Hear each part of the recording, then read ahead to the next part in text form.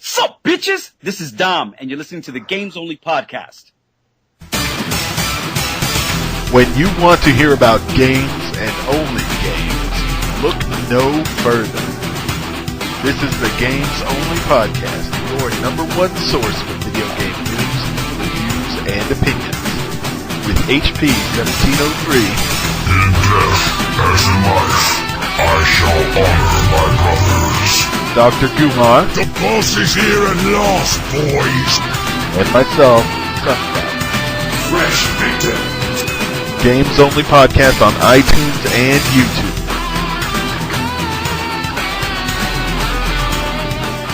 And welcome to the Games Only Podcast, episode 40. 40? Yeah. I'm your host this evening, HP 1704. And for our sports-themed slumber party, I'm bringing the movie Heat. See what I did there? To my east, a man who is bringing both Oh God and Oh God, You Devil. It's Dr. Gumar.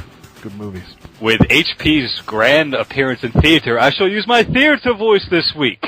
A fiddler on the roof sounds crazy, no?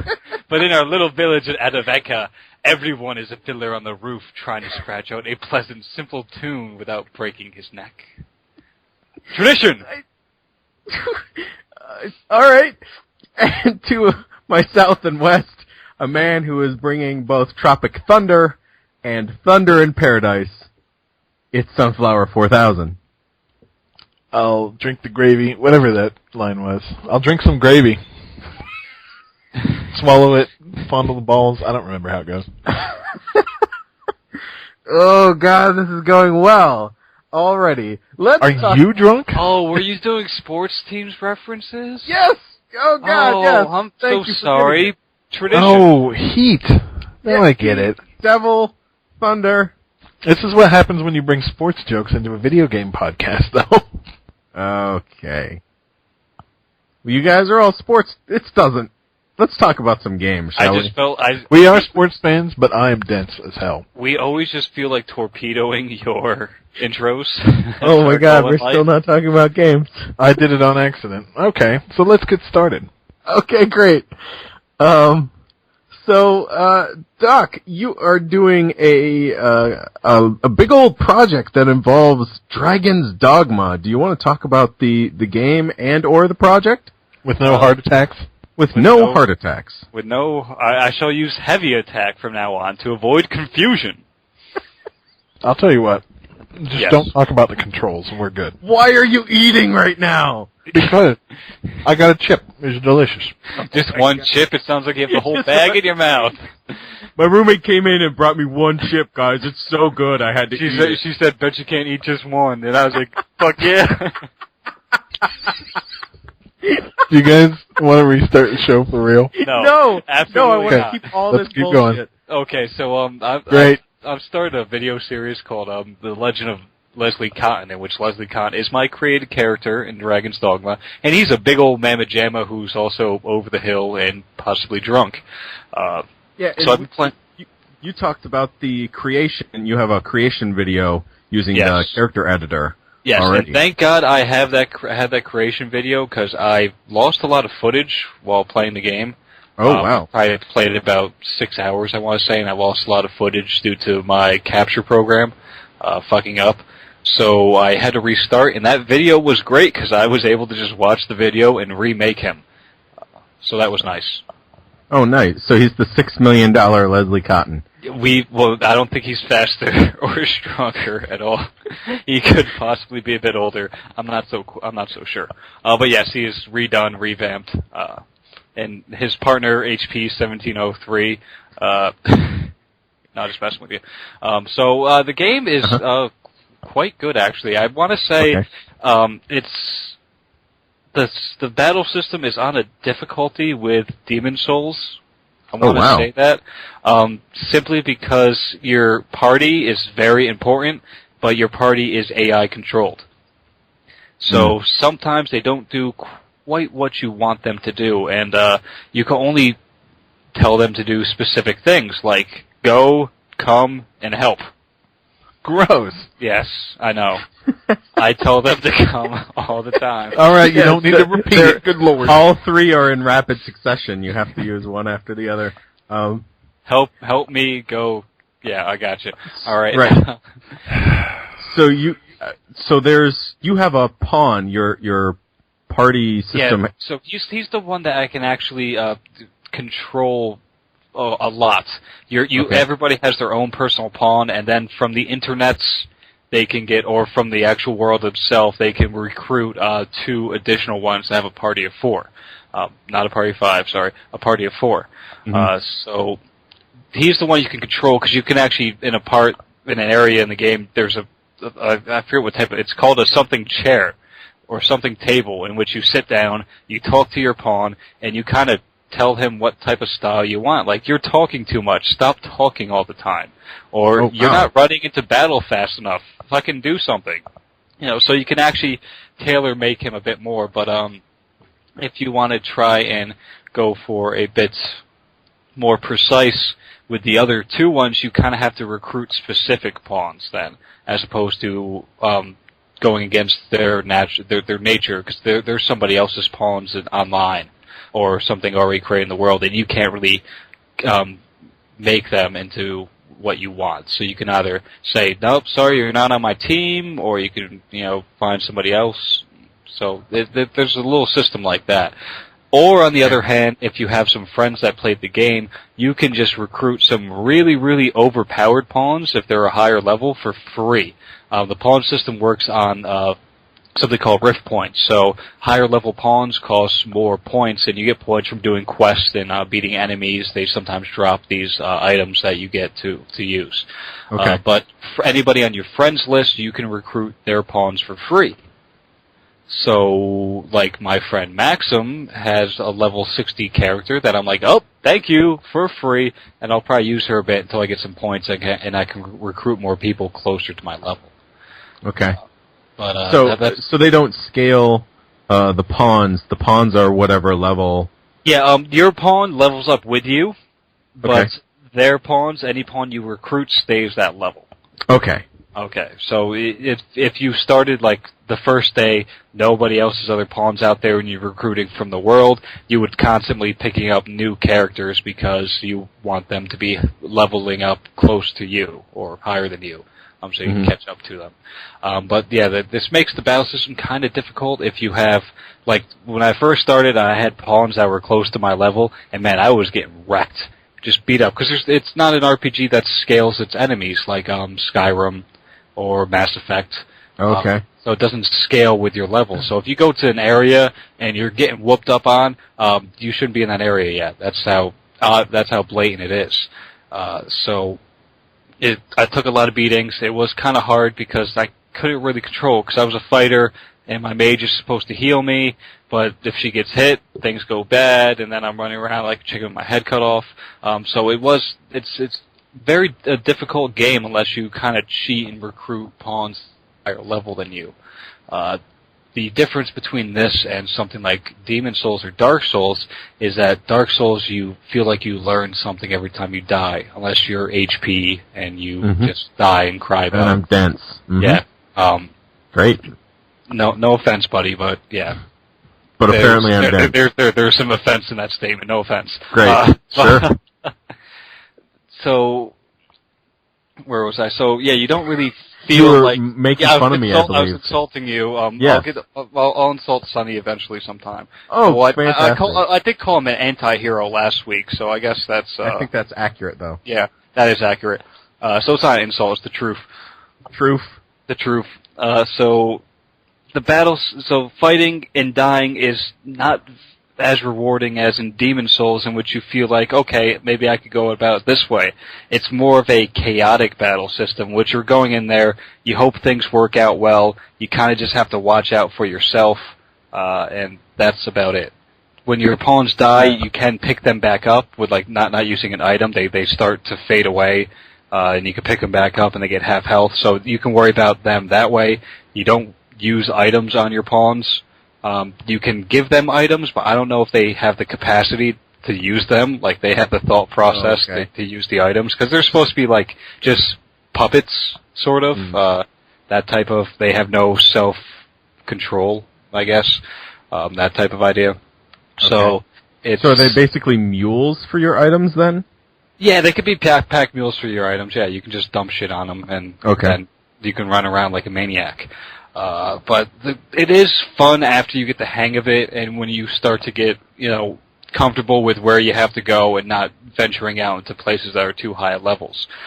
You'll learn that enemies have certain properties in which, like, there's these lizard peoples that were in a well that I had to go kill, and they wrecked me the first time until I learned that, and your pawns learn this at the same time, so when you figure it out, the pawns might be like, oh, I know a way to fight this enemy, they'll say this, and then they'll go for that method. So the AI is adaptive like that, which is very nice.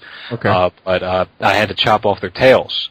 And when I chopped off their tails, they became extremely unbalanced, no longer stood on 2 legs, had to go down to 4 legs, and would just start running away. So it's very adaptive like that. It recognizes where you're hitting an enemy. Like, there's a big fight with a Hydra, and I had to chop off one of its heads. And that's not going to work if I'm attacking down below. I would actually have to climb up on one of the Hydra's snakes and chop off its head. So it's a fun when you figure out what's going on. Okay, so I guess, pardon my my dissenting thought, but it sounds like you do learn from your mistakes in this game, like a Dark Souls. What is the difference then? The difference is maybe just right at the beginning. Its difference is not knowing where to go, because it's extremely open world. Demon Souls and Dark Souls are, even though they boast to be open world, it's rather linear when you figure out where to go. This is, okay, I can go here, and just like, it's not a path, it's just an open area. And it does take a while, and sometimes even if you know that you have to chop off the tails, you'll just get wrecked anyway. A couple hits and you're down. And I think probably the least, the most troublesome part is, when your pawns die, you can bring them back to life. When you die, it's game over. Okay. So there are items in the world called wake stones for if you die, you can revive yourself, but it's not like your pawn can come over and pick you up like you can to them. Okay. So that might be, that's probably the most annoying part there. That and the AI is adaptive, but it's still not wonderful, to the point where you would like them to maybe attack the same person you're attacking at sometimes. You kind of have to run around crazy and hope they're doing their part and you do your part. Yo, some of us don't give a shit about all that. We want to know about the story. Has the story done anything crazy and weird or inventive or interesting? There's not much of a story to speak of. I'm enjoying this game far too much because I'm creating my own story for the video series, but there isn't much of a story to speak of. Evil, dragon, go kill things. Is the basic synopsis of the story. And there's cool little things in between. Most of the side characters are actual characters. They actually have a good feel to them. They're not just empty and just there to give you quests, so that's always nice. But yeah, the story isn't... That's probably one of the major dings in this game, is the actual story itself. But just exploring is fun in this game, and this is coming from somebody that isn't really that big of a fan of exploring. But it's really fun, especially because it's an open world, and if you're outside of the town and you're roaming around and you see something off in the distance, you could probably go there. It's that type of world where it can actually render that far away. Like at one point, I was up on a mountain, and I turned around, and I can see way off in the distance the village that the game started in. So nice. So what you're saying is it has good draw distance. Very good draw distance, yes. If you were not doing this internet series, which is, give me the title again, the specific title. The Legend of Leslie Cotton. The Legend of Leslie Cotton. He always calls it Catton and not Cotton. Cotton. Ew, that's weird coming out of you. Okay, so if you were not doing The Legend of Leslie Cotton at diginoob.com, EGMNow.com or EGMNow.com. EGMNow.com/digitalnoob, whatever. Would you be playing through this game? Yes, I would. It's still a fun game. Okay. Would you be? I wouldn't have restarted the game and have to play through a bit again, but it's still a fun game. And also the treasure chests in there and stuff like that are random, like the items inside of them. Because I died at one point and went through what I did before, and there's something completely different in the chest than before. So it has a really random element to it, and I kind of like that. Nice. And yeah, it sounds like there's a fair bit of randomness and improvisation to the combat as well, which... Yeah, it's fun crawling up the ass crack of a Cyclops. Which can be said about life in general. Good. Okay. Sonny, looks like you... What? Brr. That's when people call me brr. I'm sorry. He turned to the teacher on Charlie Brown. Should I not be asking you about Max Payne 3? I thought you finished this game. I did finish it, but you know what? My friend came over the other day and we played through it again. He did. For the first time. Boy, it's fun to watch people play through that game again. It's so good. The game is so good. And all the foreshadowing is a lot better on the second go-round because you know what's coming. So, game is still game of the year. No doubt. Best game I've played all year. No doubt. Not even close. See, last week you were uncertain, so this week I'm 100% certain that this is the greatest game I've played this year.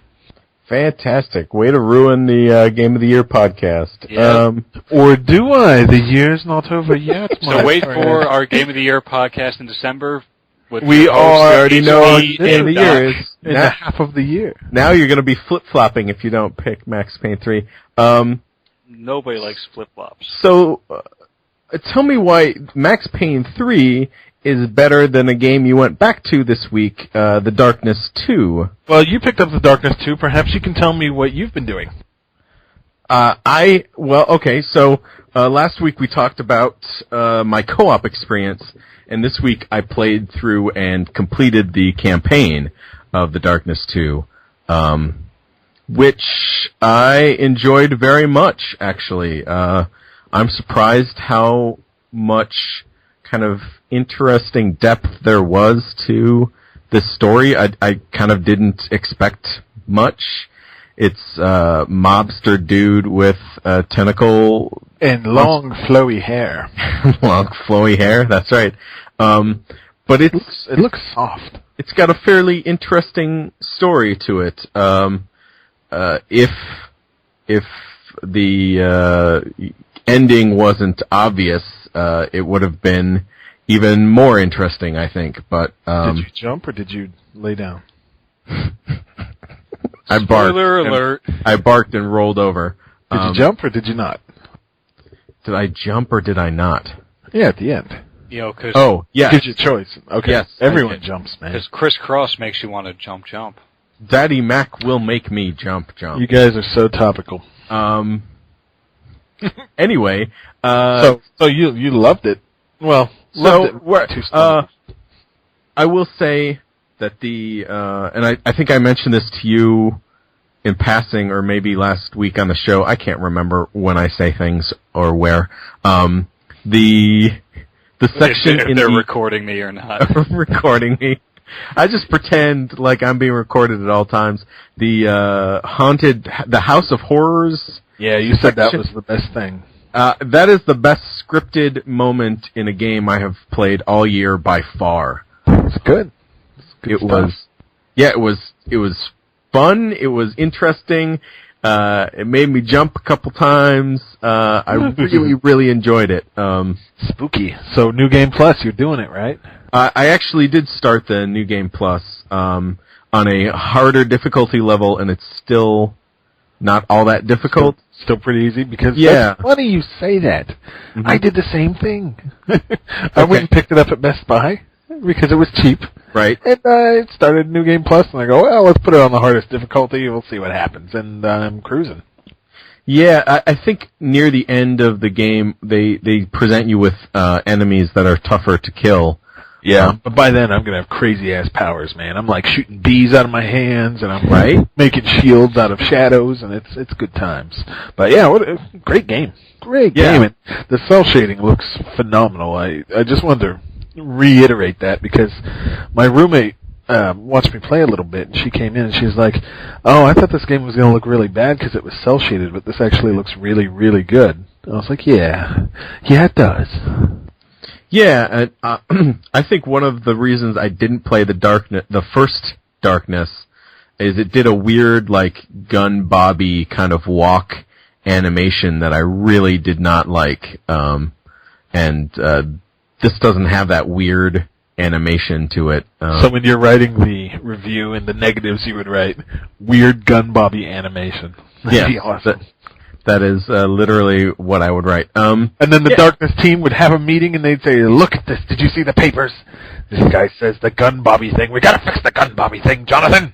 And they all work on it, and they can't figure it out. They always blame gun bobby. I don't know. Right. So I will eventually probably finish the campaign a second time.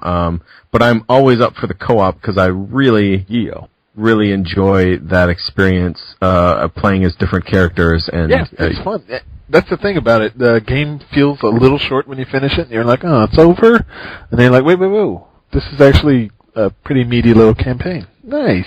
So it's just, it's like you're eating dinner, and you're not really full, but you're full enough, and then they're like, "Oh, well, we got dessert for you," and you go, "Oh, that's gonna put me over the edge. Thank you."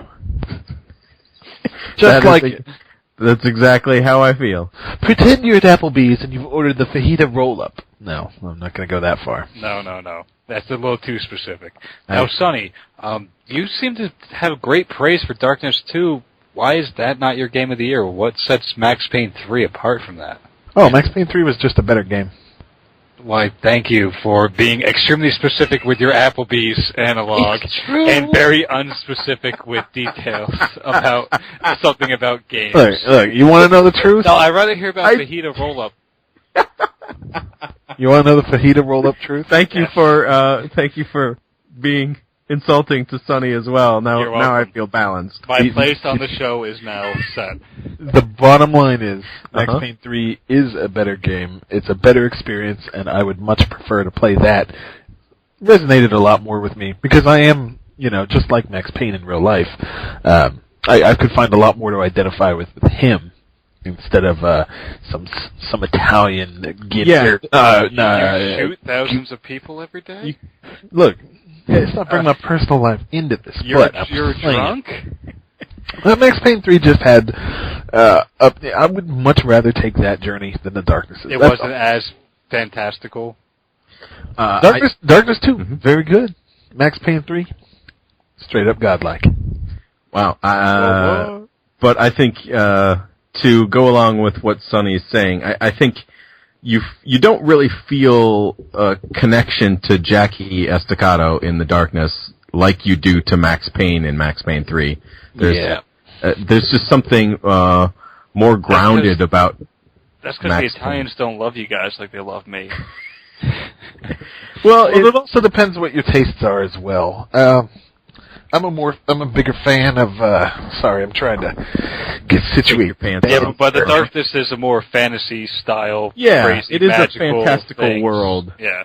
It depends on what you're looking for. If you want that fantastical world and the idea of wielding around two gigantic tentacles with teeth, as kind of a digital version of the penis you wish you had, the Darkness double-headed penis you wish you had, yeah. Okay. Well, anywho, and Darkness 2 is extremely empowering, where Max Payne 3 is kind of even-keeled. Not necessarily, because, you have bullet time, you dance around the place, you kill thousands of people. But Darkness 2 is more about empowering you in the moment and making you make a mess of things. A real mess. A real mess. Like blood everywhere and dismemberments. Max Payne 3, you're not picking people up and burrowing into their asshole to pull out their spine and skull. Not the parts I've played. Anyway. There's a particular execution where you burrow into their asshole with one of your tentacles. Fantastic. And now the circle of life is complete. Actually, it burrows outside of their body. And now the circle of life is complete. I am unsure where to go from here. Let's just talk about another game. What else you got, brother? I heard you bought something this week. Like, straight up, something you could have hated. I did. Lego, Pirates of the Caribbean, and Lego... You just know it had Lego in the title, and that was it. No, Lego Harry Potter, all of the years, and all the years, not just a few. 1 through 4 is one game, and then 5 through 7 is another. Yeah. Were you talking about me, or did perhaps HP buy something that he may hate? No, I like Legos. Well, I didn't play him, so no, there's nothing to say. Oh, okay. Then why did you speak? Because I was being spoken to. I was actually speaking to HP. Yep. Well, I'll tell you what. Next, okay. Doesn't matter. Such. So, let's talk a little bit about Diablo 3, and specifically my experience with this game. You've been a little weird about Diablo, though, haven't you? You weren't feeling it that first time at the start of it. A week ago, we were talking about it, and I believe it was that night. I think it was Thursday night of last week. I just could not get to sleep. So I went back onto the computer, and I started playing. He had the itis. Singing wallet. Your wallet sung you out of bed. No. I started playing my starter edition of Diablo 3 again. And I was like, well, why don't I give another character class a try just to be more fair to the experience. And which one were you beforehand? Barbarian? I started as the Barbarian. Okay.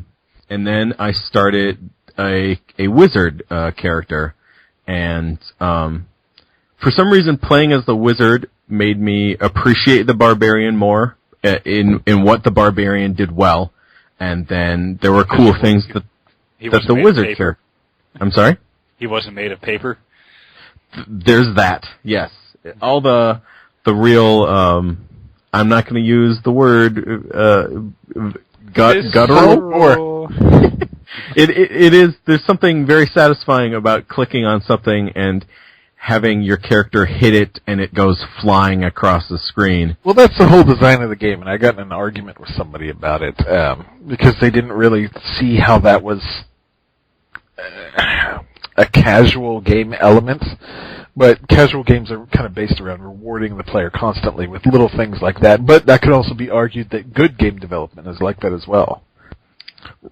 Right. So I'd just say it's a little of both.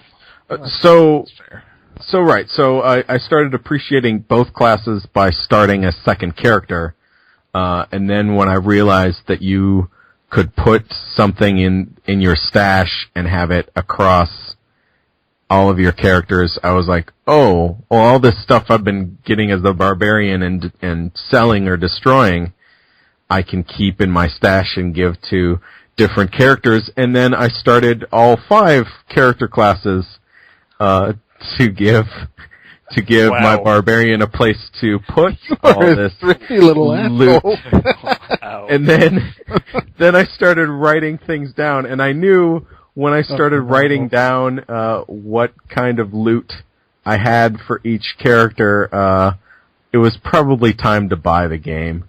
So are you progressing each character one level at a time? Oh shit, hit 15, gotta go the Demon Hunter. Alright, hit 15, gotta go the Monk. No. Thankfully, I have a couple games going with friends, so my Barbarian is still solo, and then Sonny and I are playing, and I'm a Demon Hunter in that one, I think. Hey, you're a good one. You named yourself after the Green Arrow. I did, and I dyed all my stuff green, because that's how I roll. And then I have a monk with some other people, and yeah, so all of my characters are around the same level, but I don't know. I just, at that point, I felt like it was worth it to me to have this game for full price, and I think it's not like the games I normally play, in that it's a little shallow. Can I be honest about? First of all, it's a PC game, so that's not a game you normally play. Right. It is shallow, shallow, though, because yes. the mechanics are very simple to wrap your head around, at least the introductory ones and the basic ones that you take through. And the story is certainly not nuanced in any way. Not Pulitzer Prize winning. Right, but it's interesting enough that I've gotten to the point where I want to go through the game with my barbarian alone just to experience the story once. And the more I play this game, the more it feels kind of like Borderlands in that I experience the story once, and then from then on I can just blow through, and it kind of doesn't matter where we are and what quest we're trying to do. Well, you will have a large opportunity to do that because our witch doctor, Locke, friend of the show, Locke, will not be with us. He will be at E3, and he'll be giving us special reports.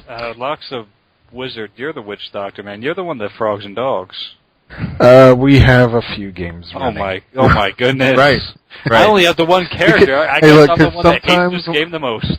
Sometimes when you get on, the perfect trifecta is not on there, so you gotta improvise. Right. And we, to the point where we ourselves are even confused sometimes. I'm like, did you get your witch doctor? Well, I don't know what level I am. So wait, I had one of those characters? you went ahead and you took the plunge, and now you've been able to play with your friends. Tell us a little bit about how the multiplayer has made you feel. The multiplayer is a very satisfying experience because, I think being able to play as each character class has given me a real appreciation for kind of the balance to these classes and what each of these classes can do. And so when somebody is a good wizard, I'm starting to, be able to appreciate, oh wow, that was really awesome that they did that at that particular moment. It gives me a real perspective and appreciation for when players are playing classes well, and sometimes when they're not playing classes well. I played with a barbarian who will not be named, who I did not think was playing it as effectively as he or she could have. We shall call him Jimbo the Barbarian. Jimbo the Barbarian was not effective. Is it someone we know? It is someone we know. So I don't have a barbarian, so I'm safe. Yeah, I only have a monk, and I haven't played with you yet. Don't worry about it. But right, so and like I said, it's one of those things, kind of like Borderlands, where once I play through the story, I will be willing to jump in with whatever character at whatever level, and it's not going to matter because you're just kind of clicking stuff and making things die and explode in some instances. And now, would you be willing to go onto the progressively harder and harder difficulties? Hell yeah. I think that's going to happen. I think the thirst for loot is unsatiated. Unquenchable. Well, it's less a thirst for loot as it is achievements. No, we're so I feel overpowered right now on normal at kind of my level. So I'm going to look for a challenge. Once I get through the game once and I'm, at specific levels, I'll want more of a challenge, I think. Because there's going to be some point in which it stops becoming fun and it starts becoming a chore, like World of Warcraft does with their heroic dungeons, in which, we're playing with friends, we can roll through a dungeon, it's fun. But then the second you actually have to take these bosses seriously with a game plan and go ahead and make sure you do things right, everything's set up perfectly, that's when it stops becoming fun for me, at least. And I have a feeling you are the same way. So you've been playing on the harder difficulties, Doc? No, I'm just saying that's probably what's going to happen. It just sounded like you were... I think if there's any good news in terms of that for me, I have plenty of stuff to play. So if it ever becomes a chore, I will probably put this game down and not really have an inkling to go back to it. I kind of already feel like I've gotten my $60 out of the few extended plays I had with Sonny and Locke and other friends of the show We're just getting started, buddy. You ready to make the hardcore heroes? I will play a hardcore character, sure. I will try it as well. And yeah, I think it's definitely worth the $60. I know people are starting to talk about, is Diablo 3 at $60 a better experience than Torchlight 2 at $20? And I don't know. I don't know either. I haven't played Torchlight 2. But it's not out yet. But I know. That's why I don't know. I definitely think Diablo 3, even at full price, is going to be worth it. It still gives you a very polished experience. Right. It's got a lot of money behind it. It is kind of a shallow experience, but what it does very, very well. And the animation and kind of all the built-in feedback that they give you is very satisfying. So there you go. There's Diablo 3. And in a nutshell. And I think that's probably... Help! I'm in a nutshell. In a nutshell. Oh, I fell over. Yeah, that's probably the last we'll talk about that game, because we've talked about it now 3 weeks in a row. To death. To death. But I think people were really interested why the heck you bought it and what you were getting out of it, so... Good show. Good show indeed. Good show, Chop. It's something I put on my laptop and then played while watching some Netflix, and you can just kind of casually play this game while doing something else. I like those games in which you can watch something or listen to a podcast while playing it, because I used to do that with like the old RPGs that were all text-based, PS2 RPGs and stuff like that. But like for these now, there's like full speech and everything like that. It's like maybe I should kind of pay attention to this, so I can't do anything else. But it's always good to have one of those games you can do 5 other things at the same time. Yeah, very satisfying. Yes. So I am curious, speaking of satisfying, I really enjoyed Ninja Gaiden 2, and I have not heard necessarily good things about Ninja Gaiden 3. Now, Doc, you played... things. I actually have heard bad things. Doc, you played the demo. I did play the demo. Tell me about Ninja Gaiden 3 and why I should be excited or not excited. Unexcited. Okay. And the reason is it feels like a lot of button mashing. Yeah, because Ninja Gaiden is supposed to be hard. Fucking hard. And, you're supposed to really think about what you're doing and how it works and be careful about your attacks, be careful about blocking. This, I'm just, so when you start the demo, you can pick the katana, the claws, or I think the scythe, and give me the claws, and then he got claws on his feet, so it looks like I'm wearing, flippers, and I'm going to go scuba diving, and then I'm just kind of running around, just really, really fast hitting dudes with guns and rocket launchers, and it's not challenging at all. I can just kind of mash on the button. Every once in a while, a quick time event pops up if I hit a guy enough, in which I have to hit the same button I was hitting before, and then hit it again. It doesn't matter about timing, as long as I make sure I hit that fucking button, I'm okay, and the quick time event is accomplished.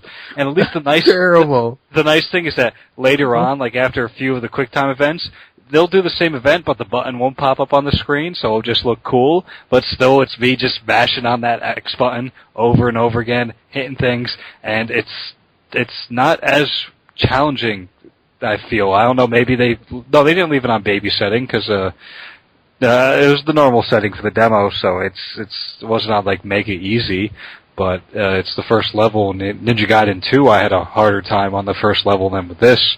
I mean, I took down guys with guns and rocket launchers and a big spider robot, and all I did was hit one button.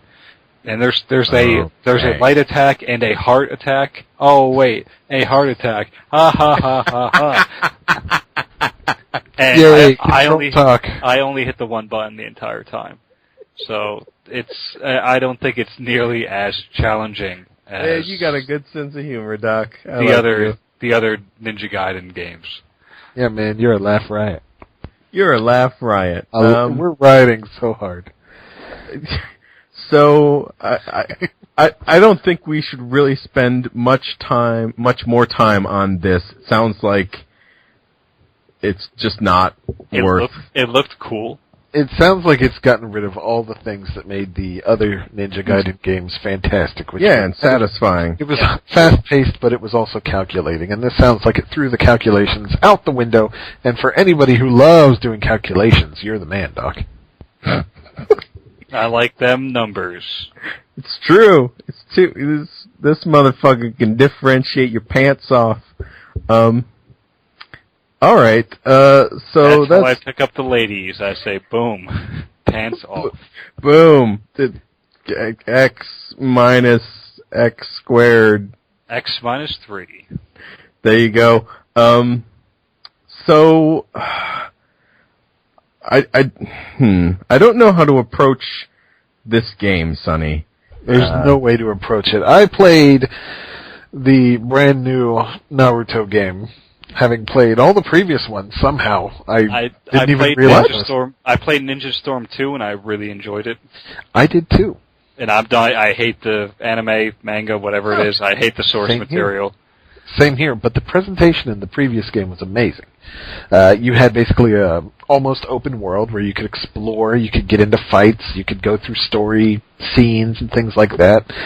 You could find collectibles around the place, you could purchase things. It was fun, very fun. Huh.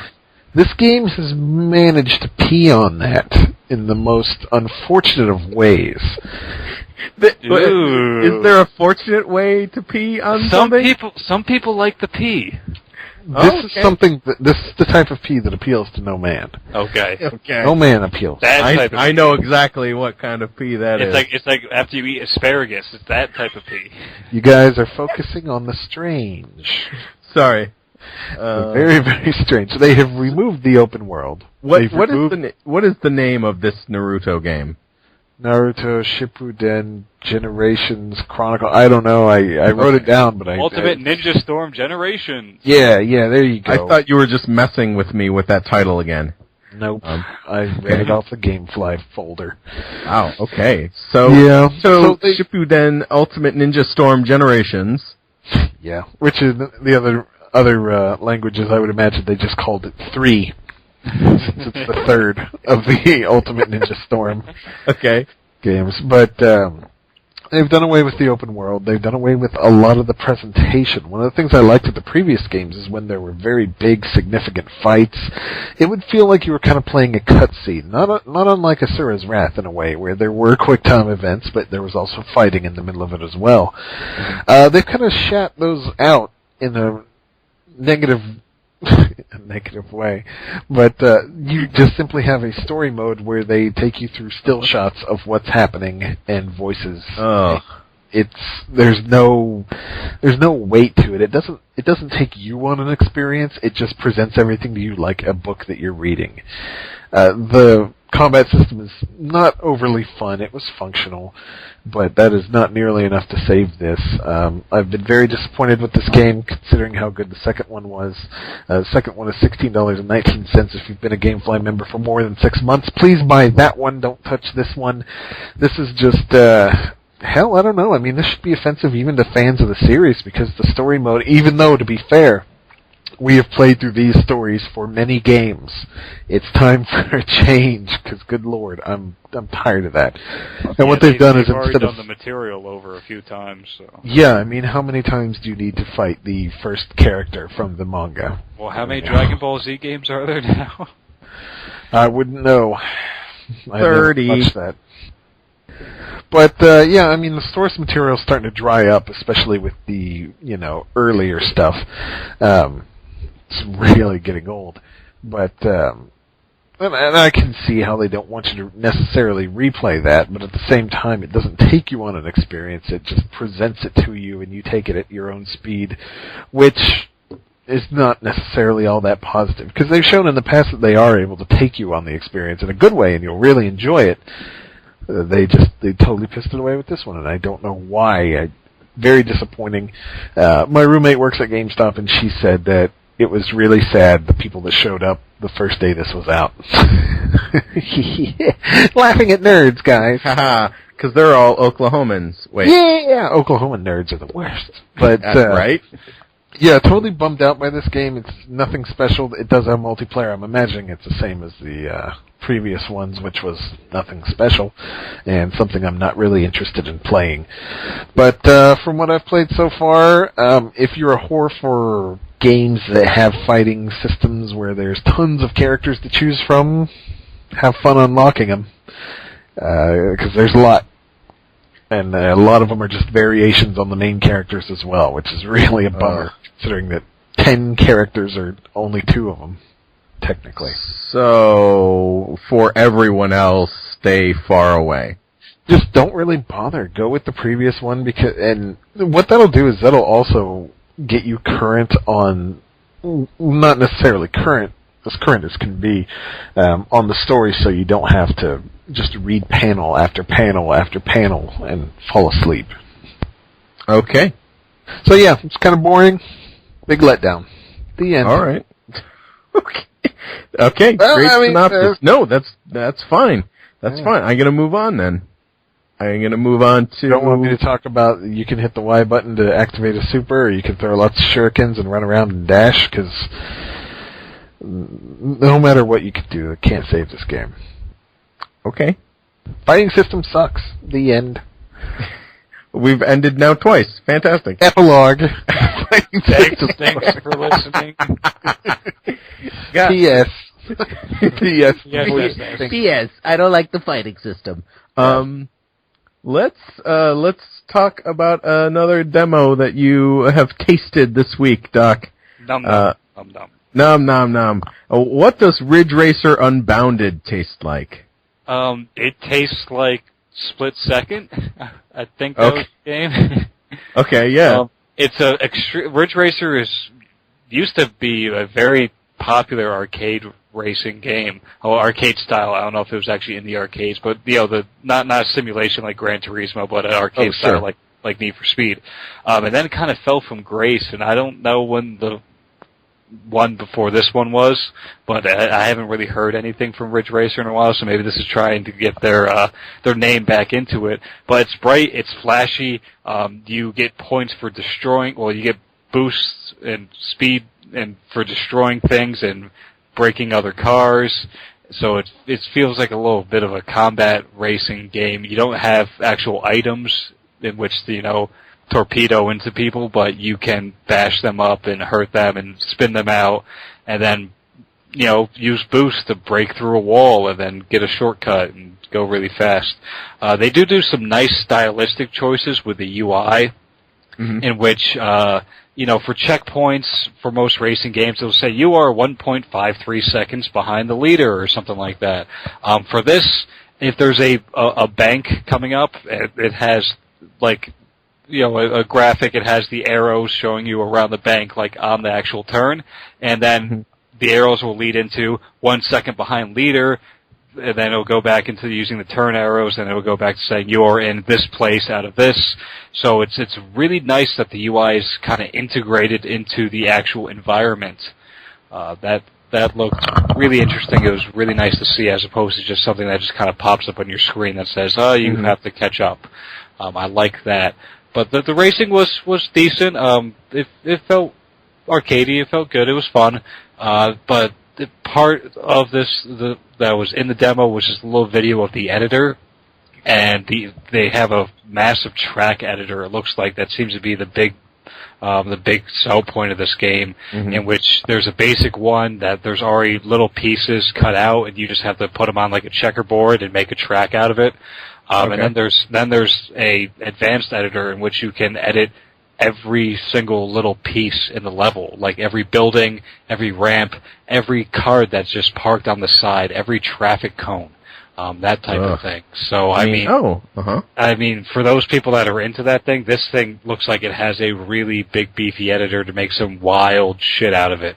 But for arcade racing fans, I'd say this is pretty good. I probably would still stick with Need for Speed, one of those games, because usually they have a bit more variation in the game modes. But this was fun. Check out the demo. I would really like to look at some of these created tracks and see if somebody was actually able to go into the advanced track creator and make one of these amazing things, or if it's just too much to swallow.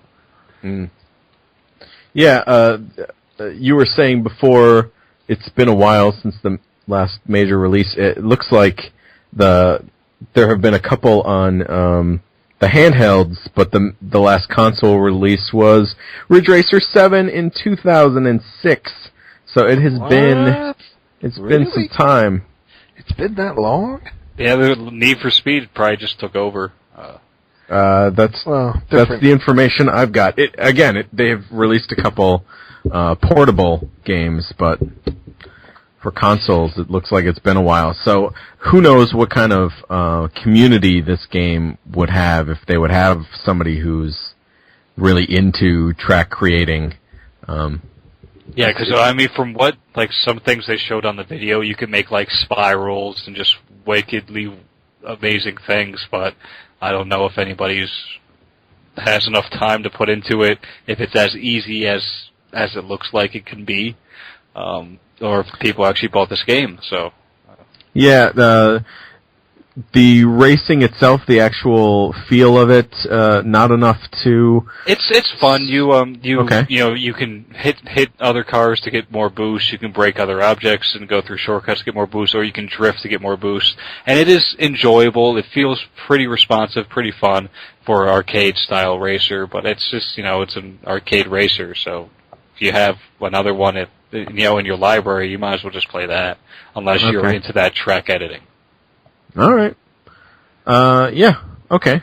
So, right. If this may interest you, try the demo on either major platform. It sounds like.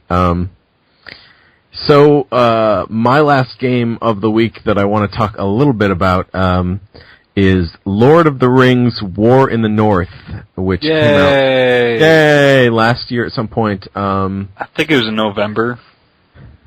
That sounds about right. I think it came out when other bigger titles came out, and it was kind of lost in the shuffle.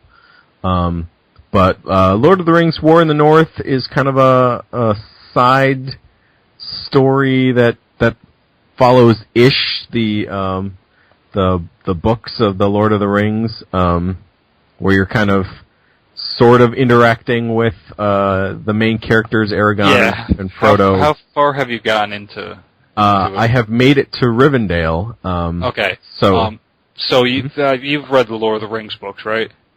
I've seen the movies. Or watched the movies, okay. I know a Baggins. I figured you were a reader of sorts, but I guess you like to just read your Playboy Penthouse stories and whatnot, and go from there. Dear Penthouse, you'll never believe what happened to me. No, I read the first book, but I just watched the movies for the other one. So, so it does follow what's going on, but at some point, the Fellowship's going to go because they got shit to do. Right. They have things to do, and you're going in the opposite direction. Yeah. So it's right now you're at the point in which you're seeing all the familiar characters, but at some point they're going to go. Right. And maybe die. Maybe get eaten by a snark. Maybe trapped in a spider web. So kind of that's how far I am, but I am playing as a ranger because I know you are the dwarf character. I'm the dwarf, yeah. Yeah, and I wanted to be someone different, and I am really enjoying playing as the ranger. There's an interesting mix of kind of a ranged combat with a bow, and then kind of a close combat. I have a shield and a sword, and sometimes I might do two swords, but there's enough in the combat to keep me going. It's not like the combat's the best thing in the world, but it's also not terrible. I enjoy it enough that I am really interested in moving forward, and the game, in terms of giving me incentive to keep leveling and to keep playing, I think is doing a good job. I'm in general enjoying my time with this game, and I don't really have anything bad to say. Yeah, I haven't tried playing it cooperatively, but I assume eventually I'll probably give that a shot. And hit me up with that text message. For real? We can do it up. Now, will you level down to my character? I don't think so. That's the only problem. I don't think I scale down. That's not a problem. I only played it with somebody else that was around my same level. So I'm not sure how that works. I don't think that's a problem to me, if you don't mind not getting much experience. Well, I'm done with the game, so I mean I'll play with you because I like playing with you. Hey, friendship, yay! Friendship, all right, sounds sexy. Yeah. So I believe this game is around $18 on Amazon or GameFly, somewhere around there. And that's pretty good if you like the lore. If you like Lord of the Rings, then I don't see why not. Yeah. It's its own unique story that makes sense into the world, like the RPG they had for the original Xbox, in which you were great game, the Third Age. Some other 7 fellowship that's following the other ones. At the end, you're killing the Eye of Sauron. You're like up there on the tower hitting it. It's not that crazy. It's more believable into the world. It was a great game because it was a JRPG. Like, all the mechanics, JRPG. Oh yeah, it was. But just like the story arc made no sense whatsoever. It was still, I really did like it though. Because it was like everybody was a doppelganger of someone in the actual fellowship. Well, you're not going to have a 6th dwarf party. Yeah. Oh, well, you could in The Hobbit. Suckers walk, money talks, but they can't touch my 6th dwarf party. Right, so, again, if you are fans of the lore, $18... Of the rings. The lore of the rings. The lore of the rings. That was very good. At less than $20... Man, Sonny, you are a laugh right. It's so funny listening. Ready to riot? You guys are both fucking assholes. Do you realize? I want you to know. $18 on Amazon or GameFly or wherever you get it is. I think it's definitely worth it, and I'm renting it now, but I may just buy it. Because again, I think this game is worth it, and if you didn't give it a shot in November, which I think a lot of people didn't, because there were a lot of fun. Right. But there were a lot of games, good games that came out last fall, and I think this got lost in the shuffle, which is a shame, because if it came out now, I think everyone would be playing it and enjoying it. But that's how release schedules work, I guess, in the business. And so that's it for me this week. Doc, have you played anything else? No, nothing else. I mean, okay. I watched sporting games. I watched the Game of Thrones, but I have not played other games. Game of Thrones has no place on this show. But it's the games only. It makes sense. We each of us has a throne. Thrones only podcast. Thrones only podcast. Episode 1. This is the Song of Fire and Ice. Sonny, have you been? The song that doesn't end. Have you played anything? Goes on and on, my friend. Oh my God! Have you played anything this week? He's just a motor mouth. My is. goodness. Yes and no. I mean, I've just been dabbling in this and that whenever I get a chance. Oh, before we go, and I know you didn't want to talk about this on the show because Lord, everybody else hates this game. Oh, sweetheart, what do you want to talk about? I want to get your thoughts on NCAA football 2012 because I talked it up earlier, and I want everyone to know that I am not an idiot. He's not an idiot. NCAA 12, I picked up for very cheap on GameFly. Kind of hesitant to talk about this. I'm a little nervous here. No, you embarrassed. Briefly. Just talk about it briefly, honey. The presentation is unbelievably sick. I mean, slick. And if you have played Madden but kind of ignored NCAA, holy crap, is NCAA the better game in all respects or what? It has fantastic career modes. Be a star. You play as a particular player and you only go in on the plays that you're actually going to play in. Mm-hmm. You can fly through stuff. You can study. You can earn points with your coach and level up. It's so good. Yeah, and the Dynasty mode, you could just be an offensive coordinator or defensive coordinator, coach. And then just coach when your offense or defense is on the field.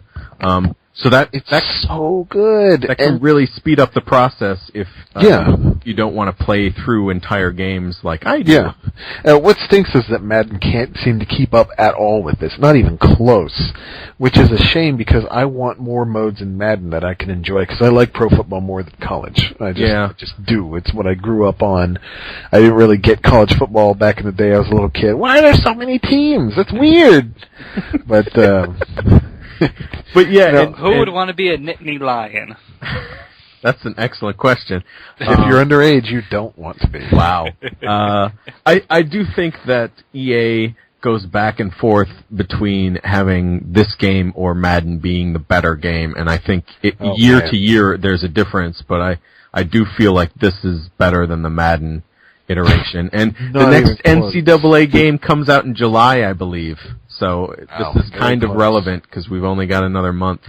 Yeah, I'll definitely be renting 13 to see how that goes, but I'm having a blast with Sunny Flowers, going through school, trying to impress his coach. Now, are you playing your high school football position? No, I didn't go that far back. I need to do that, though, because you can actually play high school games with your star and get noticed by colleges, which is another really cool thing. The thing is, all these equivalent things, if you were to have them in Madden, no one would really be interested in. I remember they'd have like the draft combine in Madden, and I was like, who gives a shit how quick I can run? You know, I had no attachment to my character because I was like, okay, I'm going to lift a lot of weights in front of these dudes. And no one, I just didn't care. Right. This is a lot more fun because you're like, yeah, I'm a stud in high school. They're going to take me at this college. Oh yeah, now I'm going to be buddies with the coach and do what he says. And it's super cool the way it works because the more trust you build with the coach, the more leeway he gives you to call your own plays. Because initially you can only do the plays he calls, just like in real life, you know? Right. You obey. That's the way it works. Mm-hmm. You don't go off on your own. And as you build trust through practices with them, and the thing is, it's all very streamlined and you're not doing a lot of waiting. That is the biggest thing for me. Right. I like being able to play more than one game and then being done with it for the night. I would always run into that with Madden. I'd play one game, and once that game was done, I'd be like, okay, I'm done for a while. Right. In this, I can get a few games done. I can make some real progress, and you know, speaking of progress, those indicators, you know, building up the coach's trust and leveling up to, you know, now I'm a field general. Now I can swap plays if I don't like the way things look. Now I can call audibles, and the practices are actually worth going to. And, you know, nobody else out there cares, but I look a lot. Right. That's why this was going to be brief. But, yeah, and it's really interesting to me because I haven't even played that mode. I've been playing the Dynasty only. And that's what I've not touched yet. Right. I have not touched Dynasty. So I did do a coach battle where you just call plays and play against either a person or a CPU. And that was okay. But, you know, I kind of like not having control and seeing how things play out as a more strategic element to what kind of game you're playing. Yeah. So that's, I don't know, it's just a really deep game, and there are a few bugs here and there that really restrict this from being perfect, and I really wish they could take more time between iterations of these sports games because they could really make this like a perfect college football experience. And it really is close to it, though. I mean, this is hands down the most fun I've had with a football game in a long time. Yeah. And it's just a shame because I love NFL football more, but this captures what is fun about football. And not so much presentation, although the presentation is superb. NFL Madden has that pretty locked down on TV presentation. That is as perfect as that's going to get. But it feels clunky. This does not feel clunky at any time. It's just always going, and that's what matters to me. I want to play the game, not necessarily watch a second-rate rebroadcast of the game that was on earlier. So there you go. I'm not crazy. Great game. Oh, if you're interested in football at all, I say go with this above, like trying to, this is the first Madden I've tried in years. Forget about that. This is $12 on GameFly. Take the plunge, you sons of bitches. I'm sorry. My mother's a classy lady. I always, appealing to the listeners by swearing at them. I'll get really angry at the You end. fucking ass clowns. If Buy you this haven't game. already left your house to get it, I hate you. Why you still have you listen to my voice? have you played anything else, Sonny? This and that, I've started up Dragon Age 2 again, because, it really stinks that I left this for the end. I totally forgot that I had been playing it. But, since I had only played through it once, the second time through, and the first time I had played it was right on release, and boy was I disappointed. I was like, oh, can't believe this game. Mm-hmm. I think Dragon Age 2 kind of got a bad rap that was a little undeserved. It's definitely not as good as the first one, not even close to as good as the first one, but I think I appreciate a few of the things that they did a lot more now than I did at the time when I was playing it.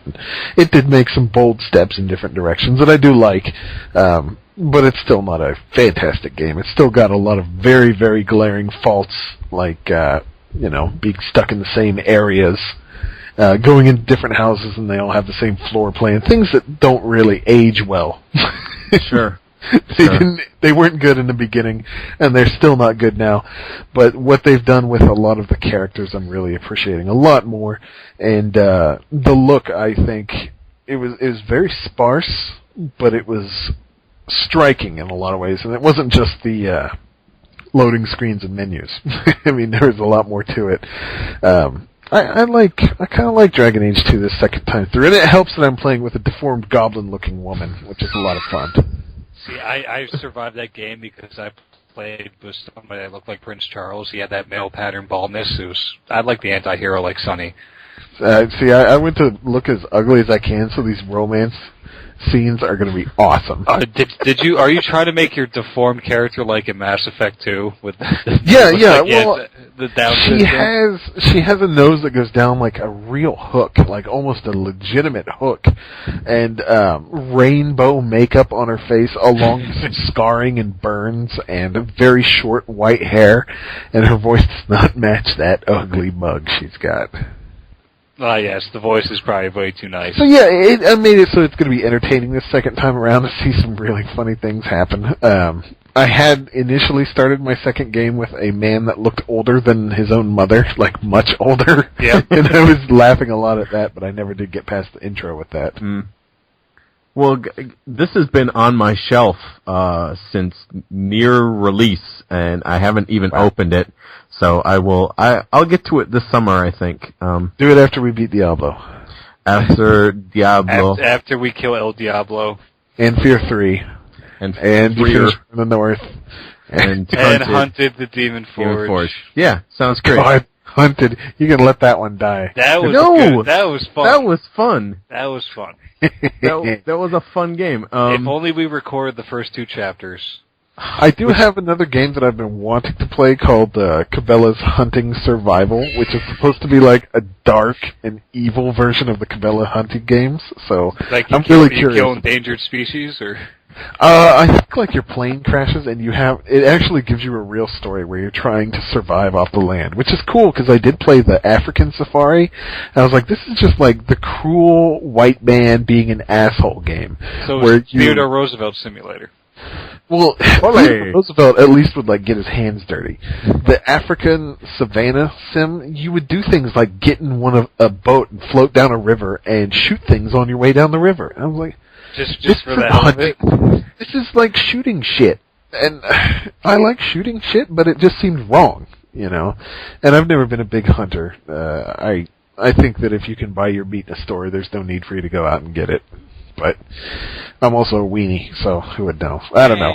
I love animals. Fuck off. Well, you can't exactly hunt cattle in Oklahoma. I think they're all someone's property. Well, they're huntable, but I don't think you should.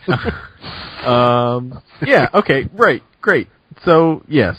So I'm planning on I'm kind of torn on trying to make a new video series. I don't know whether to do. Sonny plays hunted Cabela's Big Game Hunter. Well, see, if you're familiar with Uncle Dolan, we take out all the vowels, so it says Sonny please, and then it turns into Sonny plays.